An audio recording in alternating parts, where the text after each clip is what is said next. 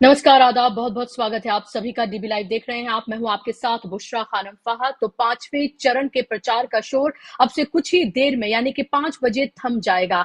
जो भी प्रचार होना है वो 5 बजे हो जाएगा और उसके साथ ही सिर्फ 114 सीटें अगले आने वाले 2 फेज में बच जाएंगी जिन पर वोटिंग होनी है। इन जो पांचवें चरण का 20 तारीख को जो चुनाव होने जा रहा है यानी कि जो वोटिंग होने जा रही है उसमें सिर्फ 49 सीटें हैं। 6 राज्य हैं इसमें और 2 यूनियन टेरिटरीज हैं। लेकिन ये जो अगला चरण है यानी कि जो पांचवा चरण है वो बेहद महत्वपूर्ण है, खासतौर पर उत्तर प्रदेश के लिहाज से अगर हम देखें। उत्तर प्रदेश के जिन 14 सीटों पर वोटिंग होने जा रही है उनमें से सिर्फ एक रायबरेली की सीट थी जिस पर 1,67,000 से ज्यादा मतों से जीतने में कामयाब रही थी सोनिया गांधी। और इसी अमेठी और रायबरेली की सीट है जो वीवीआईपी सीट है जिस पर सबकी निगाहें लगी हुई हैं। आपने देखा था सुपर शुक्रवार कल का जिसमें बड़ी बड़ी रैलियां हुई थी और दो जो सबसे बड़ी रैलियां हुई थी वो थी अमेठी और रायबरेली में, जहां पर प्रियंका गांधी से लेकर राहुल गांधी, अखिलेश यादव, सोनिया गांधी सब लोग मौजूद थे। रायबरेली में सोनिया गांधी मौजूद थी। पहली बार हमने उन्हें रैली में प्रचार करते हुए देखा। अपने बेटे के लिए एक तरह से वो वोट मांगने आई थी, एक भावुक अपील उन्होंने की। और अभी इस वक्त जब मैं आपसे बात कर रही हूँ, प्रोग्राम कर रही हूं, तो 2 रोड शो, एक अमित शाह का अमेठी में और दूसरा प्रियंका गांधी का अमेठी में रोड शो अभी हुआ है, हो सकता है अभी भी चल रहा हो, जिसमें आप देख सकते हैं कि कितनी बड़ी तादाद में लोग जुटे हुए हैं और तालियां बजाकर प्रियंका गांधी उनका उत्साह बढ़ा रही हैं। वहां पर जो लोग मौजूद हैं और जो कार्यकर्ता मौजूद हैं, एक तरह से किंग मेकर की भूमिका में प्रियंका गांधी अमेठी और रायबरेली में नजर आई। उन्होंने खुद तो चुनाव नहीं लड़ा लेकिन पूरा प्रबंधन चुनाव का उन्होंने अपने हाथों में लिया। एक दिन में उन्होंने 15-15 सभाएं उन्होंने की है, पूरी ताकत उन्होंने झोंकी है। वहां पर अशोक गहलोत अमेठी में मौजूद हैं तो वहीं भूपेश बघेल रायबरेली में पर्यवेक्षक के रूप में वहां पर पहुंचाए गए। तो कह सकते हैं कि कांग्रेस ने भी अपनी पूरी ताकत अमेठी रायबरेली में झोंकी है। और अमेठी में कल राहुल गांधी भी मौजूद थे। राहुल गांधी ने कहा कि भले ही वो रायबरेली से चुनाव लड़ रहे हो लेकिन वो दोनों जगह के सांसद होंगे। यानी कि एक तरह से वो ये कहने की उन्होंने कोशिश की कि जो भी चीजें रायबरेली को मिलेंगी वो तमाम चीजें एक सांसद के रूप में अमेठी को भी मिलेंगी। और वहां पर अमेठी में उन्होंने किशोरी लाल शर्मा के बारे में बताया, उनके कंधे पर हाथ रखा, उनसे गले मिले। लेकिन सबसे महत्वपूर्ण तस्वीर थी वो जब सोनिया गांधी मंच पर थी और उनके साथ राहुल गांधी और प्रियंका गांधी मंच पर मौजूद थे। उन्होंने एक भावुक अपील की और भावुक अपील क्या थी वो आप सुन चुके होंगे, लेकिन एक बार फिर से मैं आपको सुनवाना चाहती हूं क्योंकि अमेठी और रायबरेली की सीट किस लिए महत्वपूर्ण है ये इसलिए भी समझिए आप कि अमित शाह एक बार नहीं 2-2 बार रायबरेली गए, योगी आदित्यनाथ 2 बार अमेठी गए। आज अमेठी में अमित शाह का रोड शो है और अमित शाह ने कहा था कि आप अमेठी और रायबरेली हमें जिता दीजिए, ये यहाँ पर कमल खिला दीजिए और हम 400 ऐसे ही पार कर लेंगे। 370 से लेकर कश्मीर से लेकर तमाम तरह की बातें, राम भक्तों पर गोली चलाने वालों, राम मंदिर बनाने वालों के बीच की ये लड़ाई है। ये तमाम कम्युनल बयान जो है वो अमेठी और रायबरेली की धरती से दिए गए हैं।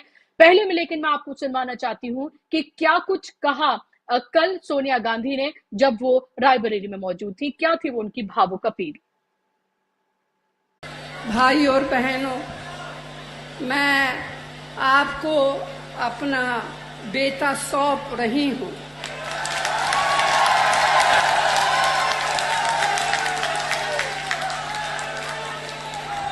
अपना बेटा सौंप रही हूँ।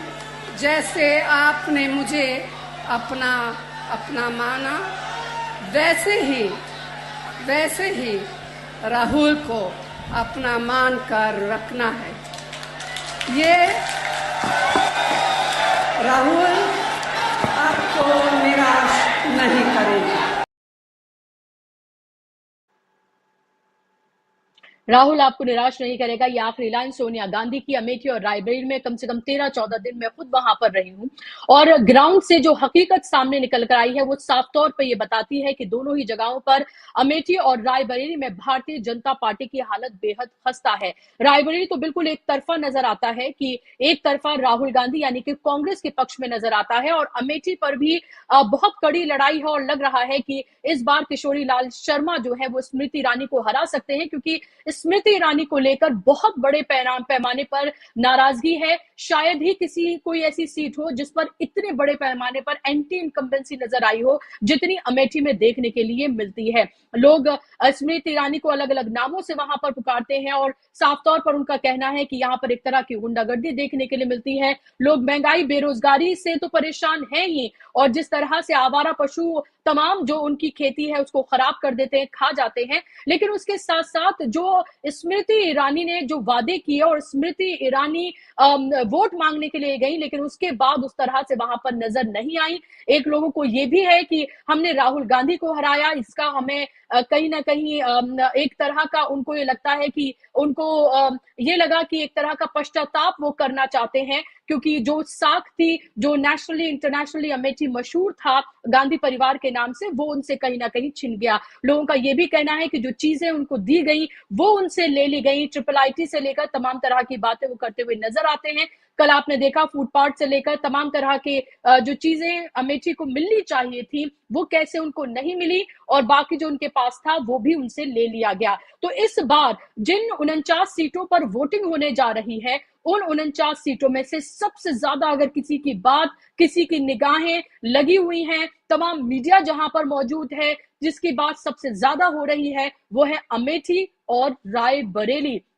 और यही वजह है कि आखिरी दिन चुनाव प्रचार के कांग्रेस की तरफ से प्रियंका गांधी ने रोड शो किया, तो वहीं अमित शाह का भी रोड शो आज अमेठी में। इससे आप समझ सकते हैं कि किस तरह से पूरी ताकत जो है दोनों पार्टियों ने वहां पर झोंकी हुई है। लेकिन इस बार स्मृति ईरानी के लिए बहुत मुश्किलें हैं वहां पर, क्योंकि पिछली बार भी मोदी लहर में जहां पुलवामा से लेकर तमाम तरह की लहर देखने के लिए मिली थी, उसमें भी सिर्फ 55,000 वोटों से स्मृति ईरानी जीत पाई थी। यहां पर अगर हम बात करते हैं, इससे पहले मैं अपने मेहमान के पास जाऊं, मैं आपको बताना चाहती हूं कि बिहार की 5 सीटों पर वोटिंग हो रही है, जिनमें से एक जेडीयू के पास थी, 3 बीजेपी के पास थी और एक हाजीपुर की सीट जो है वो एलजेपी के पास थी। झारखंड की 3 सीटों पर हो रहा है, तीनों के तीनों बीजेपी के पास थी। इसके अलावा महाराष्ट्र की 13 सीटें, जिसमें से 6 बीजेपी के पास थी और 7 शिवसेना के पास। ओडिशा की 5 सीटें, इसमें से 5 में से 4 बीजेपी के पास और 1 बीजेडी के पास। यूपी की 14 सीटों में से 13 बीजेपि के पास थी और 1 सीट ही सिर्फ कांग्रेस को मिली थी। बंगाल की 7 सीटों में से 3 बीजेपी और 4 टीएमसी, और वहीं जेएनके की 1 सीट जो कि जेकेएनसी के पास ही थी, और लद्दाख की 1 सीट जो कि बीजेपी के पास थी। तो आप ये देखिए, इसमें से यहाँ पर खोने के लिए सिर्फ भारतीय जनता पार्टी के यहाँ पर पास है और बाकी गेन करने के लिए इंडिया गठबंधन है। महाराष्ट्र की तस्वीर भी आपके सामने है कि कैसे जोड़ तोड़ करके सरकार वहां पर बनाई गई है, और ये बहुत कुछ डिसाइड करेगी। महाराष्ट्र में जिन 48 सीटें हैं और उनमें से 13 सीटों पर वोटिंग होने जा रही है कि आगे की तस्वीर क्या कुछ होने जा रही है। इसी पर आज हम बात करेंगे, और इस पर बात करने के लिए मेरे साथ खास मेहमान जुड़ गए हैं, जिनका तारुफ मैं आपसे कराना चाहूंगी। सीनियर जर्नलिस्ट मेरे साथ हैं राजेश तिवारी जी। राजेश जी, बहुत बहुत स्वागत, सवाल आपका। और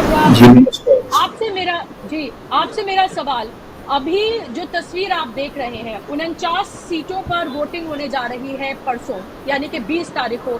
आज प्रचार का शोर जो है वो थम जाएगा। उससे पहले हम देख रहे हैं अमेठी में प्रियंका गांधी का रोड शो, अमेठी में अमित शाह का रोड शो। कल 2 बड़ी रैलियां हुई अमेठी और रायबरेली में, पूरी ताकत झोंकी गई। कल अमित शाह भी रायबरेली में मौजूद थे। इन 49 सीटों में की अगर बात करें तो 14 सीटें जो उत्तर प्रदेश में जो कांग्रेस जो है वहां पर, उसमें से 13 सीटें भारतीय जनता पार्टी के पास थी और 1 सीट ही सिर्फ कांग्रेस के पास थी। लगातार हम ये देख रहे हैं कि प्रधानमंत्री की जबान जो है वो बिगड़ती हुई नजर आ रही है। अगर हम देखें तो वो अब बुलडोजर तक चलाने की बात कर रहे हैं कि बुलडोजर चलवा देंगे। आप सोचिए कि क्या इस देश में मंदिर पर कोई भी पार्टी, वो भी राम मंदिर पर, बुलडोजर चलवा सकती है? क्या राम मंदिर पर बाबरी ताला लग सकता है? इस तरह की बातें साफ तौर पर दिखाती हैं कि जिन गारंटीज की बात नरेंद्र मोदी करते हैं, वो गारंटीज तो उनकी पूरी तरीके से ध्वस्त होती हुई नजर आ रही हैं, वो तो काम नहीं कर रही हैं, और इसीलिए उनको इस तरह के बयानों पर उतरना पड़ रहा है और लगातार उनके बोल बिगड़ रहे हैं। इंटरव्यू वाले मोदी जी अलग हैं, रैलियों वाले मोदी जी अलग हैं। 10 साल के बाद भी वो वही तमाम एजेंडे पर हैं जिन पर उनको लगता है कि वोट वो हासिल कर सकते हैं। लेकिन 4 चरणों में साफ तौर पर ये लग रहा है कि उनकी हालत खस्ता है, और 5वां चरण आते आते तो जिस तरह के इंडिया गठबंधन के तेवर बहुत मजबूत और एक तरह के तीखे हैं, तो वही कहीं ना कहीं भारतीय जनता पार्टी की जो बॉडी लैंग्वेज, जो जिस तरह के बयान है, वो खुद उनके एग्जिट पोल की तरह साबित हो रहे हैं। आप कैसे देख रहे हैं इसको? पांचवें चरण में जो 49 सीटें हैं उसमें चैलेंज इस तरह से देखिए, भारतीय जनता पार्टी के पास इसमें से 33 सीटें हैं और उनके सहयोगियों के पास अगर शिवसेना की 6 सीटें जोड़ दी जाए तो 8 सीटें उनके सहयोगियों की हैं। तो 49 में से 41 सीटें एनडीए के पास और 33, इनमें से 33 सीटें भारतीय जनता पार्टी की। दूसरी तरफ कांग्रेस की सिर्फ एक सीट है 49 में से, वो रायबरेली की सीट। तो इससे आप समझ सकते हैं भारतीय जनता पार्टी के लिए इस चरण में चुनौती कितनी बड़ी है। अब आते हैं राज्यों के हिसाब से। सबसे ज्यादा सीटें उत्तर प्रदेश में 14 पर चुनाव हो रहा है, जिसमें रायबरेली भी है, अमेठी भी है, लखनऊ भी है। ये सारी सीटें हैं, 14 सीटें, और 4 सीटें इसमें बुंदेलखंड की हैं।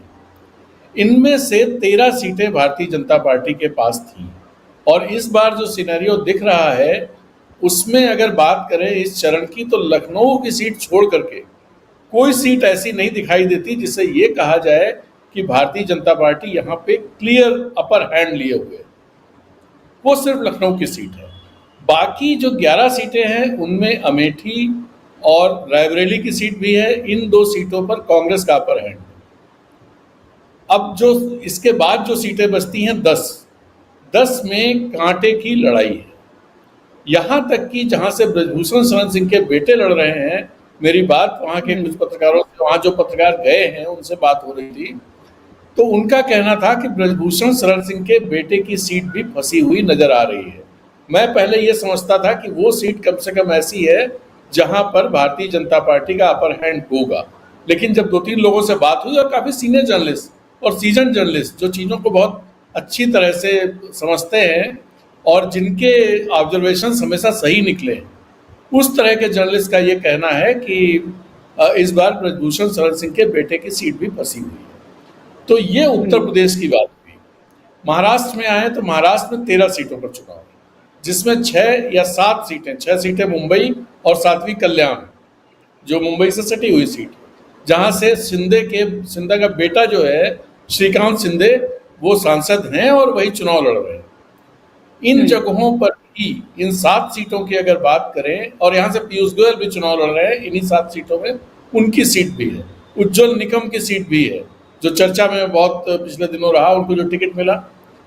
इस बार ऐसा लग रहा है कि वहाँ जो मुद्दे हैं, एक तो गुजराती बनाम मराठी का मुद्दा है, दूसरा कि जिस तरह की पॉलिटिक्स भारतीय जनता पार्टी ने वहाँ पिछले 2-3 सालों में की है, उस पॉलिटिक्स से भारतीय जनता पार्टी के खिलाफ एक नाराजगी है और उस नाराजगी के चलते जो सहानुभूति है वो उद्धव ठाकरे के साथ, और चूंकि इस चरण में शरद पवार का बहुत ज़्यादा स्टेक नहीं है, लेकिन शरद पवार के साथ है और उसका फायदा इंडिया गठबंधन को खासा मिलता है। जबकि जो आपका सामने वाला गठबंधन है, महायुति जिसे कहते हैं, एनडीए कहें, वो गठबंधन रिसीविंग एंड पर इस बार है और ये माना जा रहा है, मैं भी ये समझ रहा हूं कि मुंबई की 7 सीटों में पिछली बार जैसे नतीजे नहीं आने वाले हैं। इस बार 2 और 5 का आंकड़ा रह सकता है, ऐसा वहाँ के सीन देख करके और वहाँ के पत्रकारों से बात करके लगता है। अगर आप वहाँ के अखबार पढ़ें रोजाना, अगर आप उनको फॉलो करें, तो आपको लगेगा कि पीयूष गोयल की एक सीट ऐसी है जो सीट कही जा सकती है क्लियर जीत रही है भारतीय जनता पार्टी। इसके अलावा कोई भी सीट ऐसी नहीं है जिसको ये कहा जा सके कि भारतीय जनता पार्टी या शिवसेना जो शिंदे वाली है, यही 2 लोग वहाँ चुनाव लड़ रहे हैं। इन दोनों में से किसी का कोई मजबूत स्थिति में है। यहाँ तक कि जो शिंदे का बेटा है वो भी वहाँ पर फंसा हुआ है। उनके सामने शिवसेना उद्धव ठाकरे की जो कैंडिडेट हैं, जो पहली बार शायद चुनाव लड़ रही हैं, वो काफ़ी मजबूत स्थिति में दिखाई दे रही हैं श्रीकांत शिंदे के सामने। तो अगर मुख्यमंत्री का बेटे के सीट पर दिक्कत है और वहाँ एक नवोदित कैंडिडेट जो है वो प्रॉब्लम्स क्रिएट कर दे रहा है, तो आप ये समझ सकते हैं कि इन 13 सीटों पर जो महाराष्ट्र की सीटें हैं उनमें क्या स्थिति होगी। और पिछली बार जैसा आपने बताया, इसमें से सारी सीटें भाजपा और शिवसेना जो गठबंधन में पिछली बार लड़े थे, सारी सीटें उन्होंने जीती थी। 7 सीटें भारतीय जनता पार्टी और 6 सीटें शिवसेना। लेकिन जो शिंदे की शिवसेना है, उसे भले चुनाव आयोग ने असली शिवसेना माना हुआ हो, लेकिन लोग उसे असली शिवसेना नहीं मान रहे हैं। लोग उद्धव ठाकरे को असली शिवसेना मान रहे हैं। और इस पूरा जो माहौल वहां पर बन रहा है, उस माहौल में बाय डिफॉल्ट कांग्रेस का भी फायदा हो रहा है। तो कुल मिलाकर के वहां जो लड़ाई है बड़ी रोचक है। और वो हो सकता है कि जो पिछली बार 13 की 13 सीटें एनडीए ने जीती थी, इस बार उसमें जबरदस्त तरीके से उलटफेर होता हुआ मुझे दिखाई दे रहा है। अब वो झारखंड की बात कर लेते हैं। झारखंड में चूंकि मैं बैठा हुआ हूं और यहाँ 3 सीटों पर चुनाव है। जब चुनाव शुरू हुए थे, इन 3 सीटों पर कोई नहीं कह सकता था कि भारतीय जनता पार्टी को तनिक भी दिक्कत होगी।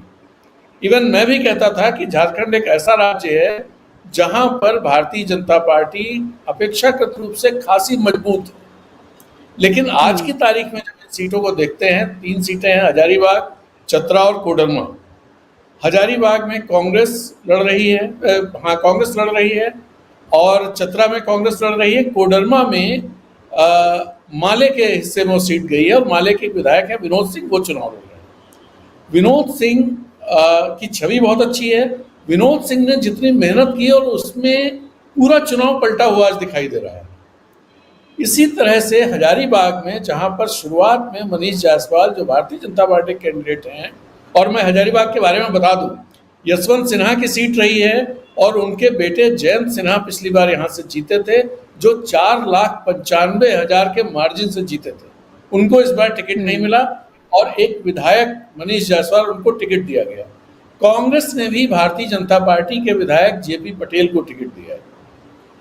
और जेपी पटेल शुरू में जितना कमजोर नजर आ रहे थे, आज की तारीख में जब मतदान को सिर्फ 1 दिन बचा है, सोमवार को मतदान है, आज की तारीख में वहां नेक टू नेक दिखाई दे रही है। चतरा में भी केएन त्रिपाठी का नाम जब कांग्रेस ने घोषित किया, वो पलामू से आते हैं, तो केएन त्रिपाठी का नाम घोषित होते समय ही लोगों ने कह दिया था, और मुझे भी लग रहा था कि ये सीट अब तो कोई इंडिया गठबंधन के लिए कुछ बचा ही नहीं वहां पर, वो भारतीय जनता पार्टी की सीट है। लेकिन आज की तारीख में वहां पर चीजें बदल गई और वो सीट भी फाइट में है। तो आप इससे समझ सकते हैं किस तरह से चीजें हैं इस चरण में। जी राजेंद्र जी, आपके पास मैं आऊंगी, और भी स्टेट की हम बात करेंगे, लेकिन वापस हम उत्तर प्रदेश पर आते हैं। उत्तर प्रदेश बेहद महत्वपूर्ण है। 14 सीटें हैं, क्योंकि सबसे ज्यादा सीटें हैं इस फेज में। अमेठी रायबरेली इसमें है। लेकिन मैं ये देख रही थी, जब मैं डेटा निकाल रही थी, तो मैंने देखा कि कौन सी ऐसी सीटें हैं जिसमें से 1 लाख से भी कम का मार्जिन है, क्योंकि लोकसभा की अगर हम बात करते हैं तो बहुत बड़ी कॉन्स्टिट्यूएंसी होती है, और 18, 20 और कुछ जगहों पर तो 23-24 लाख तक वोटर्स उसमें होते हैं। तो ये बहुत बड़ी कॉन्स्टिट्यूएंसी है। अगर इसमें मोहनलालगंज की अगर हम बात करते हैं तो 90,204 वोटों से हार हुई थी, यानी कि बीजेपी जीती थी। अमेठी में सिर्फ 55,000 से जीती थी। फैजाबाद में 65,477 से जीती थी। बांदा में 58,938 से जीती थी, और कौशाम्बी में सबसे कम 38,722 वोटों से जीती थी। तो ये वो 5 सीटें हैं, और इसमें रायबरेली तो जाहिर सी बात है जीती ही थी कांग्रेस। ये वो 5 सीटें हैं जिनमें आप ये देखिए कि एक सीट पर 50,000 से भी कम का, 40,000 से भी कम का मार्जिन है। 2 सीटों पर 60,000 से भी कम का मार्जिन है। सिर्फ एक मोहनलालगंज की सीट है जहां 90,000 का मार्जिन रहा है। ये 5 सीटें अगर हम देखें, और इस बार की हम देखें कि क्योंकि पिछली बार एक ऐसी लहर थी जिसमें 303 सीटें बीजेपी ने जीती थी, इस बार महंगाई, बेरोजगारी, अग्निवीर, ये तमाम ऐसे बड़े मुद्दे हैं जो मुंह बाए खड़े हैं। जब आप लोगों के पास जाते हैं, ग्राउंड रिपोर्ट के लिए जाते हैं, लोगों से आप पूछिए, लोग सीधे तौर पर कहते हैं हमने 14 और 19 में वोट किया था, इस बार नहीं करेंगे। लोग ये भी कहते हैं कि अच्छा होता पिछली बार नोटा को वोट दे देते, क्योंकि जो वादे किए गए वो हवा हवाई थे, तमाम जुमले साबित हुए। बेरोजगारी चरम पर है, महंगाई चरम पर है, आवारा पशु हमारी खेती को नुकसान करते हैं, वो खा जाते हैं। अग्निवीर की बात करते हैं, कहते हैं कि हमारे बच्चों को चौकीदार बना दिया है, नौकरी दी नहीं है, और जो वो उनके खेत हैं उनकी वो रखवाली करते हैं। ये तमाम मुद्दे इतने बड़े हैं क्या आपको लग रहा है, ये 5 सीटों का जिक्र इसलिए किया क्योंकि 1 लाख से भी कम यहाँ पर मार्जिन है। इन 14 सीटों पर किस तरह के समीकरण आप देख रहे हैं? अगर अमेठी रायबरेली की बात करें तो क्लियर दिख रहा है कि ये तो कांग्रेस के पाले में जा रही हैं, क्योंकि ये तो मैंने खुद जमीन पर जाकर देखा है। बाकी सीटों की अगर हम बात करें, यहाँ तक कि अगर कैसरगंज की सीट भी फंसती हुई नजर आए, करण सिंह का भी ये ना लगे शॉर्ट, तो फिर तो बाकी सीटों की बात तो आप देख ही लीजिए, क्योंकि बाराबंकी जैसी सीट पर जाकर प्रधानमंत्री, आप ये देखिए, बाराबंकी सीट अमेठी और रायबरेली के बीच में आती है, और वहां पर जाकर प्रधानमंत्री कह रहे हैं कि बुलडोजर चलवा देंगे राम मंदिर पर। क्या यही सीखा है उन्होंने बाबा से, यानी कि योगी आदित्यनाथ से? इस तरह की भाषा एक प्रधानमंत्री अगर इस्तेमाल करता हुआ नजर आए तो इसका असर कैसे देखते हैं आप? देखिए, जो आपने मुद्दे बताए वो तो हैं, लेकिन बहुत महत्वपूर्ण मुद्दा ये है जिसकी वजह से चुनाव पलटता हुआ नजर आ रहा है, वो आरक्षण और संविधान का मसला है। और ये माना जाता रहा है, हम सब लोग ये मानते रहे हैं कि चुनाव का इशू ये संविधान नहीं बन सकता है। संविधान तो एक इलीट जो बौद्धिक लोग हैं उनके बीच बहस का मसला हो सकता है, लेकिन पहली बार ये दिखाई दे रहा है कि संविधान चुनाव का मुद्दा बन गया है। और उसके पीछे क्या कारण रहे उनमें नहीं जाते हैं, लेकिन उसका इम्पैक्ट क्या पड़ रहा है, उसका इम्पैक्ट देखिए। ये एक तो दलित समाज बड़ी संख्या में इंडिया गठबंधन की तरफ आता हुआ दिखाई दे रहा है। और दलित समाज इसलिए बहुत महत्वपूर्ण है क्योंकि उत्तर प्रदेश में लगभग 20% दलित वोटर्स हैं। सबसे बड़ा जो वोट चंक है वो दलितों का है, और दूसरे नंबर पर वहाँ मुस्लिम्स हैं जो करीब 18% के आसपास माने जाते हैं। तो ये दो अपने में 38% के आसपास पहुंच जाते हैं। अगर ये दोनों जो कम्युनिटीज़ हैं, ये कम्युनिटीज़ इंडिया गठबंधन की तरफ आती हुई दिखाई दे रही हैं, तो इसका इम्पैक्ट हर लोकसभा क्षेत्र में पड़ना तय है। तो एक फैक्टर ये बहुत इंपॉर्टेंट है। दूसरा फैक्टर है आरक्षण का। आरक्षण का मामला देखिए, उसमें क्या हुआ है कि जो भारतीय जनता पार्टी ने पिछले 10 साल में उत्तर प्रदेश में जो अपनी पॉलिटिक्स जिस तरह से खड़ी की थी और जिसके चलते वो ज़्यादा सीटें ला रहे थे, उसमें एक तो दलितों का एक हिस्सा उनकी तरफ गया था, और दूसरा अति पिछड़ों का एक बड़ा हिस्सा उनकी तरफ गया था, कुर्मियों का हिस्सा उनकी तरफ गया था। कुर्मी भी एक बड़ी कम्युनिटी है उत्तर प्रदेश में जो प्रभावशाली है और चुनाव के हिसाब से बहुत महत्वपूर्ण है यादव के बाद। तो इस बार क्या हुआ कि इनमें से एक तो जो अखिलेश यादव ने जिस तरह से टिकट बांटे हैं, उन टिकटों में कुर्मियों को और अति पिछड़ों को इस तरह से जगह दी गई है कि एक मैसेज गया है। उस मैसेज के साथ साथ कहीं ना कहीं भारतीय जनता पार्टी के नेताओं ने जिस तरह के बयान दिए और जो उनके पिछले 10 साल के क्रियाक्रम रहे हैं, उनके हिसाब से अगर आप देखें तो ये आशंका लोगों में है कि ये आरक्षण को खत्म करना चाहते हैं। तो इसके चलते एक शिफ्ट और दिखाई दे रहा है, वो अति पिछड़ों का शिफ्ट दिखाई दे रहा है। लोधों में एक शिफ्ट दिखाई दे रहा है, जो लोध पूरी तरह से भारतीय जनता पार्टी का वोटर हुआ करता था। तो ये 3 चीजें मिलकर के अपने में इंडिया गठबंधन को बहुत मजबूत कर देती है। और कोई भी सीट, इसीलिए कई पत्रकार और कई ऑब्जर्वर्स ये बात कर, मैं 2 दिन पहले प्रोफेसर आशुतोष वार्ष्णेय का इंटरव्यू सुन रहा था, जो बड़े पॉलिटिकल साइंटिस्ट हैं, दुनिया के बड़े पॉलिटिकल साइंटिस्ट हैं। उत्तर प्रदेश में उनका इंटरेस्ट रहता है, पिछले दिनों यहाँ आकर के गए थे, तो एक चैनल पे उनका इंटरव्यू चल रहा था, उससे पढ़ा। उनका कहना था कि ये शिफ्ट भारतीय जनता पार्टी के लिए बहुत मुश्किल पैदा करने वाला है, और ये शिफ्ट दिखाई दे रहा है। तो इसके चलते आप किसी भी सीट पर, वो मोहनलालगंज की सीट हो, वो इवन फैजाबाद की सीट में, अयोध्या की सीट में, जो बाहर लोग समझते हैं कि ये राम मंदिर वाली जगह है और यहाँ पर तो भारतीय जनता पार्टी बिल्कुल कोई दिक्कत ही नहीं होगी उसको। लेकिन मैं आपके दर्शकों की जानकारी के लिए बता दूं, ये सीट 91 में सीपीआई के मित्रसेन यादव ने जीती थी, और मित्रसेन यादव फिर समाजवादी पार्टी से यहाँ जीते। भारतीय जनता पार्टी उस सीट पर बहुत बाद में आई है, और 91 का जिक्र मैं इसलिए कर रहा हूँ, वो समय था जब राम मंदिर आंदोलन बहुत सिर चढ़ करके बोल रहा था। मैं उस समय लखनऊ में रहता था और दिखाई देता था क्या चीजें हैं। उस समय भी अगर वो सीट भारतीय जनता पार्टी नहीं जीत पाई थी, इसका मतलब क्या हुआ? इसका मतलब कि आज के माहौल में तो अयोध्या की सीट उनके लिए बहुत मुश्किल सीट होगी। और इसी तरह बाराबंकी की सीट पर चले जाएं, बाराबंकी देख लें, मोहनलालगंज देख लें, कौशाम्बी की सीट देख लीजिए। कौशाम्बी और रायबरेली में देखिए एक दो तीन चीजें भारतीय जनता पार्टी के लिए और गड़बड़ हुई हैं पिछले दिनों। राजा रघुराज प्रताप सिंह, जिसको राजा भैया कहा जाता है, जो दबंग माने जाते हैं, प्रतापगढ़ से आते हैं, कुंडा उनकी जगह है, वो कौशाम्बी में पड़ता है और वो राजपूतों के एक प्रभाव रखते हैं राजपूतों में। इसके अलावा उनकी अपनी पार्टी है जो चुनाव लड़ती है आसपास की सीटों पर और जीतते भी हैं। वो खुद विधायक हैं। तो उनको भारतीय जनता पार्टी चाहती थी कि उनके खेमे में आ जाए वो, और वो भारतीय जनता पार्टी के लिए कम से कम समर्थन तो जाहिर कर दे। अमित शाह तक उनसे मिले थे, लेकिन परसों रघुराज सिंह ने जो वीडियो जारी किया, जो बयान जारी किया, उसमें उन्होंने कहा कि भाई हमारी पार्टी चुनाव नहीं लड़ रही है और हम किसी गठबंधन में नहीं है, तो लोग जिसे चाहें, जिसे उचित समझें, उसे वोट करें। इसका मतलब बहुत साफ है कि वो भारतीय जनता पार्टी को समर्थन नहीं कर रहे हैं।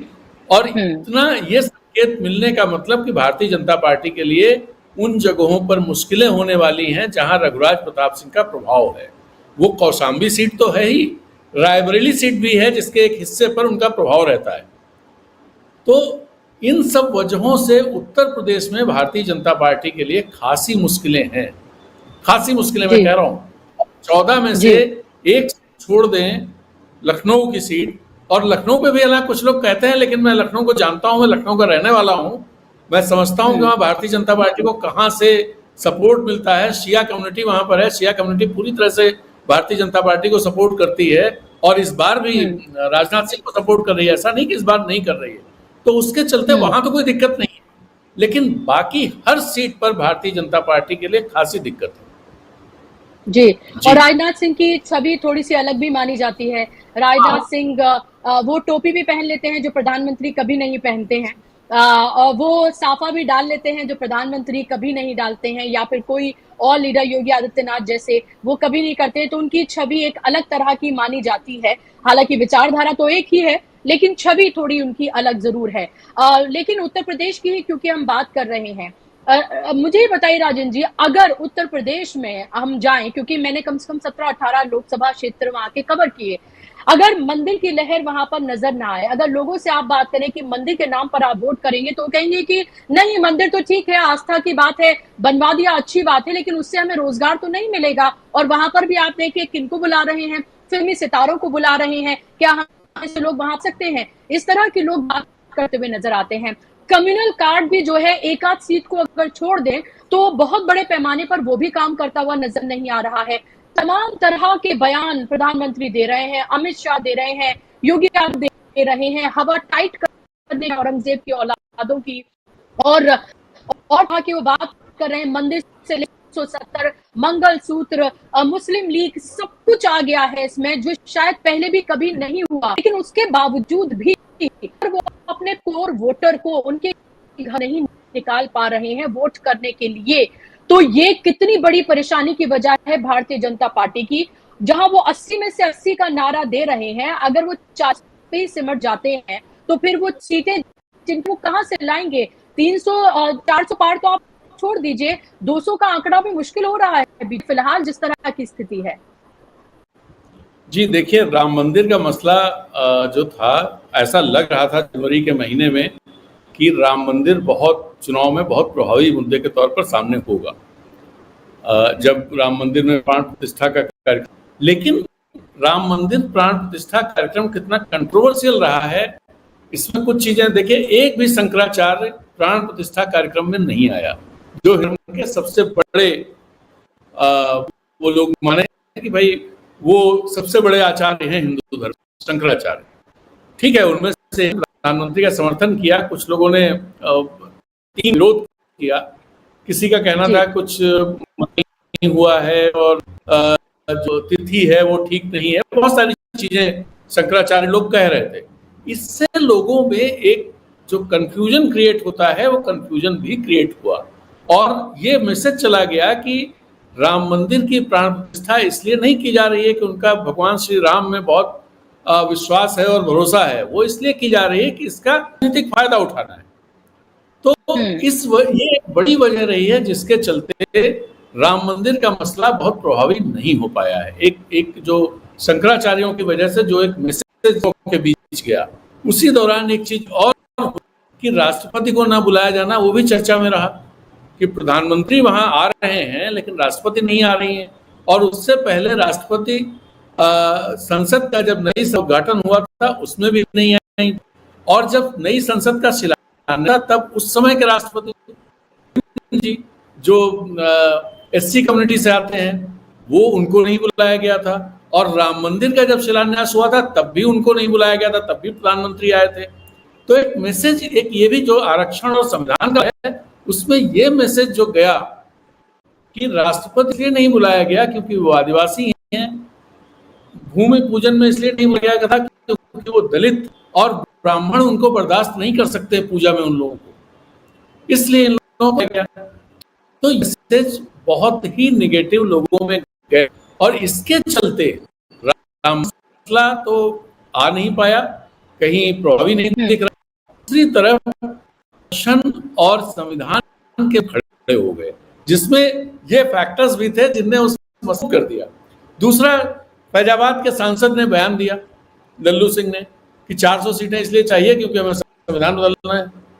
फिर आपके अरुण गोविल जो मेरठ से चुनाव लड़ रहे थे, जो राम की भूमिका कर चुके थे रामानंद सागर वाली रामायण में, उन्होंने इस तरह का बयान दिया।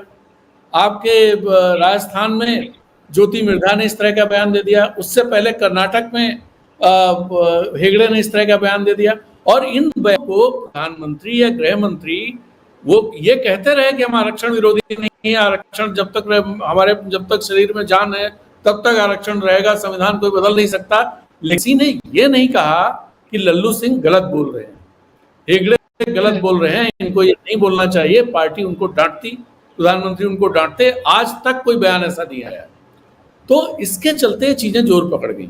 और जब ये चीजें जोर पकड़ गई और साथ में जो राहुल गांधी ने यात्राएं की थी, जो पहली यात्रा थी भारत जोड़ो यात्रा, दूसरी जो भारत जोड़ो न्याय यात्रा, आप देखिए उत्तर प्रदेश में उसको कितना जबरदस्त समर्थन मिला था, जबकि 2022 के विधानसभा चुनाव में कांग्रेस 2.5% के वोट पर थी।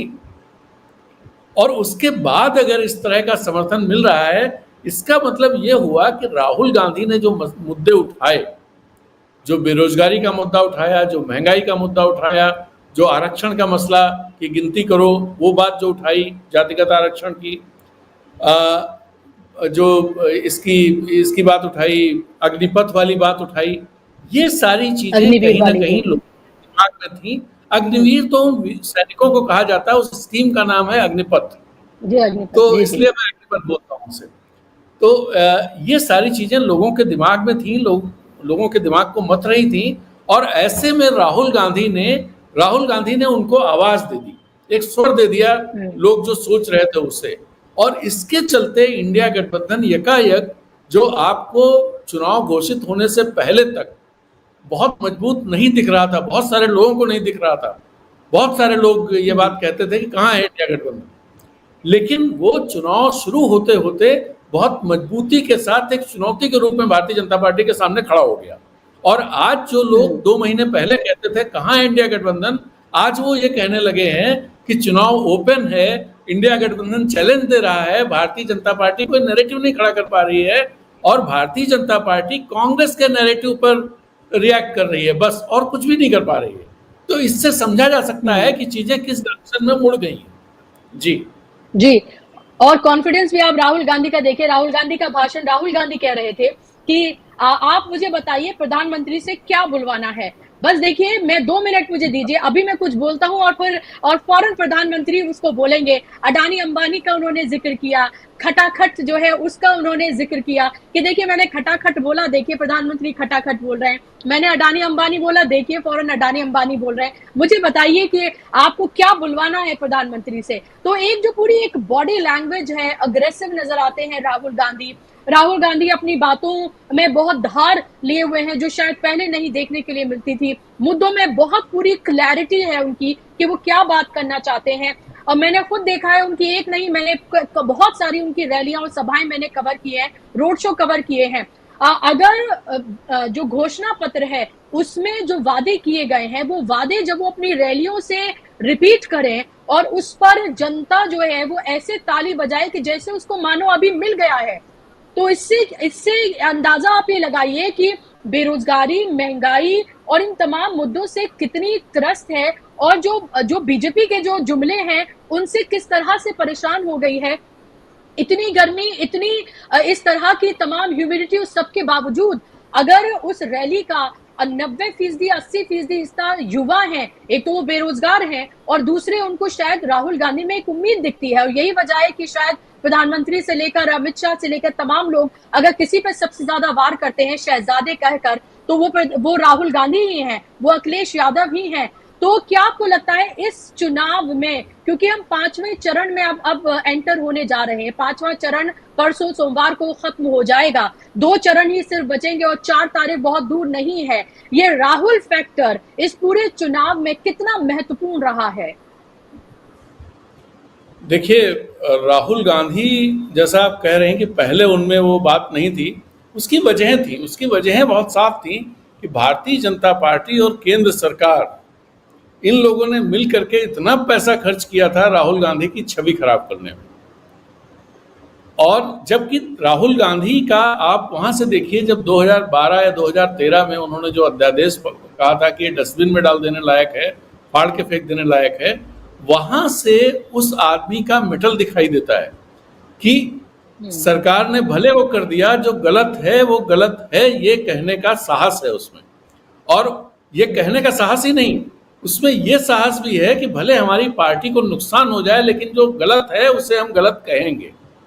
अगर वो चीज नहीं हुई होती, आप सोचिए, लालू प्रसाद यादव जेल में नहीं होते, लालू प्रसाद यादव चुनाव लड़ने लायक होते, चुनाव लड़ रहे होते, और भी बहुत सारी चीजें हुई होती। शायद कांग्रेस की वो स्थिति नहीं हुई होती 2014 में जो हो गई थी। उसमें इस घटना का बहुत बड़ा योगदान था, जो राहुल गांधी ने प्रेस कॉन्फ्रेंस में पब्लिकली ये चीज कर दी थी। और उसके बाद उन्होंने ये भी कहा था, सारी पार्टियों को सोचना पड़ेगा कि अपने राजनीतिक हित छोड़ करके देश हित देख करके फैसले करने पड़ेंगे, चाहे वो कांग्रेस हो, चाहे वो भाजपा हो, चाहे समाजवादी पार्टी हो, सबके नाम लिए थे उन्होंने। और मजेदार बात यह, जो अध्यादेश आया था उसके समर्थन में भारतीय जनता पार्टी भी थी, सारी पार्टियां उसके समर्थन में थी, क्योंकि सब पार्टियों को उसका फायदा था। और वो यही था कि पहली बार जब कन्विक्शन हो जाता है और 2 साल से ज्यादा की सजा हो गई, तो सदस्यता नहीं जाएगी जब तक आखिरी, मतलब सुप्रीम कोर्ट तक जाकर के वो आदमी सजा उसको नहीं मिलती है, तब तक सदस्यता नहीं जाएगी। हाँ ठीक है, अल्टीमेटली सजा मिल गई तो सदस्यता चली जाएगी। और आप जानते हैं कि अपने यहाँ इस तरह के मामले कितने लंबे दिनों तक खिंचते रहते हैं, कितने लोगों को फायदा होता है, लेकिन वो चीज नहीं हुई। तो मैं इसलिए ये बात कह रहा हूं कि राहुल गांधी शुरू से वैसे थे, लेकिन इन लोगों ने उनकी छवि खराब कर रखी थी कि राहुल गांधी कुछ आता नहीं। इवन प्रधानमंत्री मोदी ने जो कुछ बोला था उससे राहुल गांधी पे चिपका दिया, आलू से सोना निकालने वाली बात। और आज देश में बहुत सारे जानकार लोग आपसे इस बात पर बहस करने लगेंगे कि नहीं, मोदी जी ने नहीं बोला था, राहुल गांधी ने ही बोला था।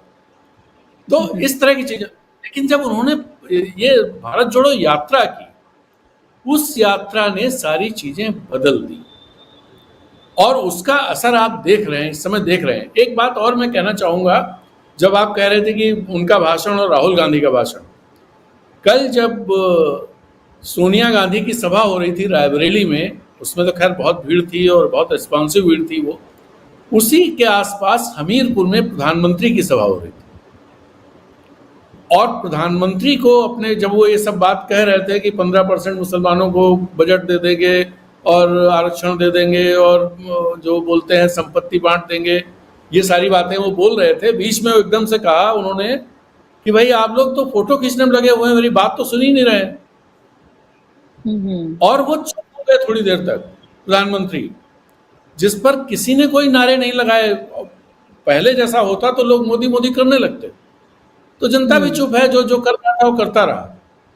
5, 8, 10 सेकंड तक, 20 सेकंड तक प्रधानमंत्री चुप रहे, फिर उन्होंने एक गिलास पानी पिया, उसके बाद फिर भीड़ की तरफ देखते रहे और फिर उन्होंने ये बात कही कि आप सुनेंगे, मैं बोलूं, और फिर बोलना शुरू किया। तो आप इससे समझ सकते हैं कि किस तरह का अंतर आ गया है कि प्रधानमंत्री खुद मान रहे हैं कि मेरी बात लोग नहीं सुन रहे हैं। भीड़ तो आई हुई है, क्योंकि भीड़ तो देखिए प्रधानमंत्री हैं तो प्रधानमंत्री के लिए भीड़ आती है। यहाँ सबसे अनपॉपुलर नॉर्थ इंडिया में प्रधानमंत्री अगर पिछले दिनों कोई रहा होगा तो देवेगौड़ा जी रहे होंगे। देवेगौड़ा की हमने रैली देखी है उत्तर प्रदेश में 98 के चुनाव में, उस दौरान उनकी रैलियों में भी भीड़ आती थी। तो प्रधानमंत्री की रैली में भीड़ आती है तो भीड़ कोई पैमाना नहीं, लेकिन जो प्रधानमंत्री ने ऑब्जर्व किया कि लोग उनकी बात नहीं सुन रहे हैं, ये इंपॉर्टेंट चीज है और ये बड़ा बदलाव है, और इसी के चलते भारतीय जनता पार्टी दिक्कत में है। बिल्कुल। और कोई लेवल प्लेइंग फील्ड जो है वो अपोजिशन को नहीं दिया गया है, कोई भी लेवल प्लेइंग फील्ड नहीं है। देखिए आप किस तरह से मुख्यमंत्रियों को जेल में डाला गया, किस तरह से लेवल प्लेइंग फील्ड कोई नहीं दिया गया, तमाम एजेंसीज का कैसे दुरुपयोग किया जा रहा है। अभी भी आप ये देखिए, अभी भी खेल पूरा चल रहा है, दिल्ली में जो खेल चल रहा है वो भी सब लोग देख रहे हैं। अंतरिम जमानत पर भले ही केजरीवाल है, लेकिन उसके अलावा क्या किया जा रहा है वो सबको पता है। किसको मोहरा बनाया जा रहा है और कैसे फायदा उठाने की कोशिश की जा रही है। इसके अलावा आप ये देखिए कि कैसे कांग्रेस के अकाउंट जो है वो सील कर दिए जाते हैं, पैसा नहीं वो खर्च कर पाते हैं। पूरा एक गुलाम मीडिया जो है वो पैरों में पड़ा हुआ है प्रधानमंत्री के। एक चैनल से 4-4 इंटरव्यूज किए जा रहे हैं, कभी 4 लोग बैठते हैं, कभी कोई एक बैठता है, कभी गंगा के किनारे होता है तो कभी रैली में होता है, कभी उनके घर पर होता है तो कभी उनके गार्डन में होता है। मतलब ऐसा लगता है कि चैनल पर ये कह दिया गया है कि अपनी शामत अगर तुम्हें नहीं बुलानी है तो सिर्फ और सिर्फ मोदी को ही दिखाना और 1 मिनट का भी टाइम अपोजिशन को मत दे देना। और यही वजह है, आप ये देखिए कि लगातार क्वेश्चंस भी कैसे पूछे जाते हैं, मानो जैसे कि यहाँ पर कोई लाला लैंड है और उस लाला लैंड में सब कुछ अच्छा है, और उसी तरह की तमाम बातें जो है वहां पर की जाती हैं। 10 साल शासन के बाद ये सवाल जो टॉप अपने आप को मानते हैं पत्रकार इस देश के, वो पूछते हुए नजर आते हैं। कोई क्रॉस क्वेश्चनिंग नहीं होती है, और जिस तरह के जवाब प्रधानमंत्री देते हैं उस पर सिर्फ हंसा ही जा सकता है। वो आपने देखा होगा राजेंद्र, जब पूछा गया था कि अमीर और गरीब के बीच की खाई जो है वो बहुत बढ़ती जा रही है, यानी कि अमीर बहुत अमीर होते जा रहे हैं, गरीब बहुत गरीब होते जा रहे हैं। तो आप जवाब सुनिए प्रधानमंत्री का, वो कह रहे हैं तो क्या आप चाहते हैं कि सब गरीब ही हों? ये एक प्रधानमंत्री का जवाब है। क्या आपको लग रहा है कि ये आखिरी सवाल मेरा आपसे, क्या आपको लग रहा है ये तमाम चीजें जनता अब बेवकूफ नहीं बन रही है, वो तमाम चीजें ये देख रही है, सुन रही है, जान रही है, और उसको भी अब वो उब चुकी है, और काट की हांडी कितनी बार चढ़ाएंगे आप फिर?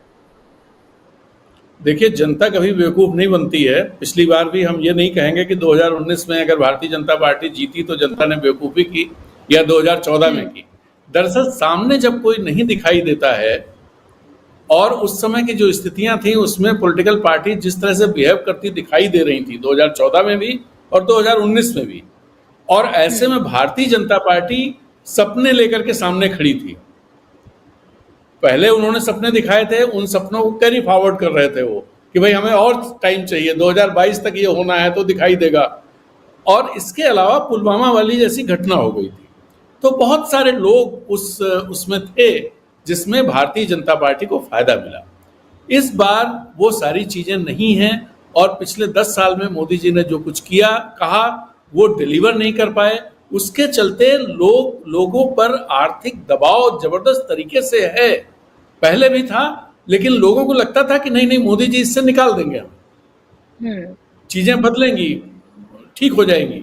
लेकिन वो चीजें 10 साल में जब ठीक नहीं हुई और वो दबाव बढ़ता रहा, उसके चलते भारतीय जनता पार्टी को लेकर के लोगों के अंदर कहीं ना कहीं संदेह शुरू हो गया था। और वो संदेह देखिए 2022 के जो विधानसभा चुनाव उत्तर प्रदेश के हुए थे, उसमें देखिए समाजवादी पार्टी, सारी पार्टियां अलग अलग लड़ रही थी, समाजवादी पार्टी का वोट परसेंटेज कितना बढ़ा था और उनकी सीटें कितनी बढ़ गई थी, और कितनी सीटें ऐसी थी, 50 या 70 सीटें ऐसी थी जिन पे मार्जिन बहुत कम थे। भारतीय जनता पार्टी जीती, बहुत अच्छा जीती थी, लेकिन बहुत सारी सीटें ऐसी थी, करीब 70 सीटें ऐसी थी जिनमें मार्जिन बहुत कम थे। तो चीजें बदलनी शुरू हो गई थी। और इस चुनाव में जिस तरह से सारा विपक्ष एक साथ खड़ा हुआ दिखाई दे रहा है, जो पहले नहीं दिखाई देता था, जैसे जैसे चुनाव आगे बढ़ा एक साथ खड़ा हुआ दिखाई दे रहा है। मुद्दे एक जैसे, कोई कंट्राडिक्ट नहीं कर रहा है एक दूसरे को। आज तेजस्वी यादव ने बिहार में ये बातें कह दी कि महिलाओं को 1 लाख रुपए मिलेंगे अगर हमारी सरकार आई, जो कांग्रेस जो कमिट कर रही, वो सारी बातें तेजस्वी यादव आज कहते थे। अखिलेश यादव वही बातें कह रहे हैं। तो वो चीजें जब एक सुर में सब लोग बोल रहे हैं, उसका असर तो मतलब एम्प्लीफिकेशन अपने आप मैसेज का हो जाता है और उसका असर दिखाई दे रहा है। जी जी, बिल्कुल दिखाई दे रहा है। अगर केजरीवाल कांग्रेस के कैंडिडेट के लिए प्रचार करते हुए नजर आए, अखिलेश यादव कांग्रेस के कैंडिडेट के लिए प्रचार करते हुए नजर आए और दूसरे एक दूसरे की जो पार्टियां हैं वो एक दूसरे के कैंडिडेट्स के लिए प्रचार करके उसके लिए वोट मांगे। यहाँ दिल्ली में तो यहाँ तक देखा गया कि झंडे भी जो है, एक झंडे में दो कांग्रेस का और आम आदमी पार्टी का मिला दिया गया और एक ही झंडा कर दिया गया। ये भी एक अनूठा हमने देखा। और उत्तर प्रदेश में तो आप ये देखें कि जिस तरह से अखिलेश यादव और राहुल गांधी और अखिलेश यादव और कांग्रेस मिलकर लड़ रहे हैं और न सिर्फ नेताओं के दिल मिले हैं बल्कि कार्यकर्ता जमीन पर बहुत मजबूती से लड़ रहे हैं। और कहीं पर भी आप जाइए वो साफ तौर पर कहते हैं, अगर समाजवादी पार्टी के कार्यकर्ता ये कहें कि हम राहुल गांधी को प्रधानमंत्री के तौर पर देखना चाहते हैं और भैया को यानी कि अखिलेश को उत्तर प्रदेश में, तो ये साफ तौर पर जाहिर है कि कार्यकर्ताओं में भी कोई कंफ्यूजन नहीं है और यही मजबूती आपको रैलियों में, रोड शो में और बूथों पर भी देखने के लिए मिलती है। बहुत बहुत शुक्रिया राजेंद्र जी वक्त देने के लिए और हमारे साथ जुड़ने के लिए, बहुत शुक्रिया। और अब आप ये देखिए कि आज यानी कि अभी बस ये चुनाव प्रचार जो है वो थम गया, 5वें चरण का वो शोर जो है वो थम गया। रायबरेली अमेठी में पूरी ताकत कांग्रेस ने अपनी झोंकी। कल 2 बड़ी रैलियां हुई, आज रोड शो हुआ। अमित शाह ने भी रोड शो किया अमेठी में। योगी आदित्यनाथ की 2 सभाएं और रोड शो हुए अमेठी में। और रायबरेली में अमित शाह और योगी आदित्यनाथ ने रोड शो और सभाएं की, यानी कि पूरी ताकत झोंक रखी है। अगर ये कहते हुए अमित शाह नजर आए कि आप ये दोनों सीटों पर कमल खिला दीजिए, 400 पार अपने आप हो जाएगा, तो कैसे उन्होंने अपने लिए ये इज्जत का मामला जो है वो बना लिया है। और साफ तौर पर आप ये देखिए कि ये वीवीआईपी सीटें जो है वो भारतीय जनता पार्टी में का नाक में दम किए हुए हैं। और अब अगर आप जब अमेठी में लोगों से बात करते हैं तो अमेठी में लोग साफ तौर पर कहते हुए नजर आते हैं कि केएल शर्मा जो कि एक कार्यकर्ता है, 40 साल से कांग्रेस के साथ हैं, वो हराएंगे स्मृति ईरानी को। और यानी कि स्मृति ईरानी की एंटी इनकम्बेंसी इतनी ज्यादा है कि लोग कहते हुए नजर आते हैं कि उनसे हारेंगी, उनकी वैल्यू तभी कम होगी। इस तरह की बातें अगर मतदाता कहता हुआ नजर आए तो आप समझिए कि एंटी इनकम्बेंसी कितने बड़े पैमाने पर है। सोमवार को वोट डाले जाएंगे, 5 चरण कंप्लीट हो जाएंगे और उसके बाद सिर्फ 2 चरण रह जाएंगे। 114 सीटें सिर्फ रह जाएंगी और वो 114 सीटें भी बेहद महत्वपूर्ण हैं क्योंकि उसमें हरियाणा है, उसमें दिल्ली है, उसमें पंजाब है और वहां पर पहले से ही इंडिया गठबंधन बेहद मजबूत है। और ये 5वां चरण भारतीय जनता पार्टी के लिए बेहद महत्वपूर्ण। और इस 5वें चरण में 33 सीटें भारतीय जनता पार्टी को मिली थी, लेकिन इस बार ये लग रहा है जिस तरह के बयान लगातार, जिस तरह की जबान लगातार इस्तेमाल कर रहे हैं हमारे प्रधानमंत्री, की हालत